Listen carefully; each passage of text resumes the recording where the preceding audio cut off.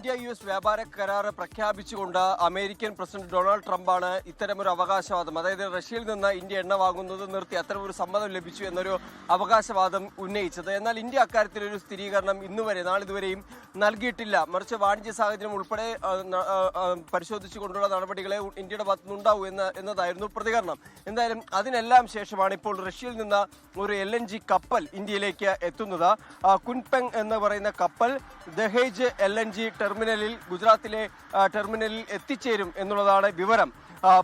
റഷ്യയിലെ തന്നെ പോർട്ടോവയ പ്ലാന്റിൽ നിന്നാണ് ഈ കപ്പൽ തിരിച്ചത് എന്നുകൂടി നമുക്ക് മനസ്സിലാക്കാനായി കഴിയുന്നുണ്ട്.